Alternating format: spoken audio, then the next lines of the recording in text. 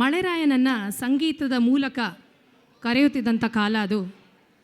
ಬಿರು ಬಿಸಿಲಿನ ಬೇಗೆಯಲ್ಲಿ ಬೆಂದು ದಣಿದಂತಹ ಜನರಿಗೆ ಹಾಕೊಳ್ಳಿಕ್ಕೆ ಎ ಸಿ ಇರಲಿಲ್ಲ, ಆನ್ ಮಾಡೋಕ್ಕೆ ಫ್ಯಾನ್ ಇರಲಿಲ್ಲ. ಅವ್ರು ಮಾಡಬಹುದಾದಂಥ ಒಂದೇ ವಿಷಯ ಮಳೆರಾಯಂಗೆ ಬೇಡ್ಕೊಳ್ಳೋದು. ಸಾಕಾಗ್ತಾ ಇದೆಯಪ್ಪ ಮಳೆರಾಯ ಬಾ, ಬಿಸಿಲು ತಡೆಯೋಕ್ಕಾಗ್ತಿಲ್ಲ, ಬಂದು ಒಂದು ಚೂರು ತಂಪು ಕೊಡು, ತಣ್ಣಗೆ ಮಾಡು ಅಂತ ಬೇಡ್ಕೊಳ್ತಾಯಿದ್ರು. ಅದು ನಿಜವಾಗ್ಲೂ ನಿಜಾನೋ ಕೋಇನ್ಸಿಡೆನ್ಸೋ ಗೊತ್ತಿಲ್ಲ, ಆದರೆ ಟೆಸ್ಟೆಡ್ ಥಿಯರೀಸ್ ಇದೆ. ಸಂಗೀತದಿಂದ ಮಳೆ ಬರೆಸ್ತಾರೆ ಅನ್ನೋದನ್ನು ಪ್ರೂವ್ ಮಾಡಿದ್ದಾರೆ. ಅದನ್ನು ನಾವು ನಂಬ್ತೀವೋ ಇಲ್ಲ ಕ್ವೆಶ್ಚನ್ ಮಾಡ್ತೀವೋ ನಮಗೆ ಬಿಟ್ಟಿದ್ದು. ಆದರೆ ನಮ್ಮ ಜನಪದರು ನಂಬ್ತಾಯಿದ್ರು, ನಾವು ಅದನ್ನು ನಂಬಕ್ಕೆ ಇಷ್ಟಪಡ್ತೀವಿ. ಹಾಗೆ ಮಳೆಯಪ್ಪನ ಕರೆಯುವಂತಹ ಒಂದು ಸುಂದರ ಗೀತೆ ಇದೀಗ ನಿಮ್ಮ ಮುಂದೆ.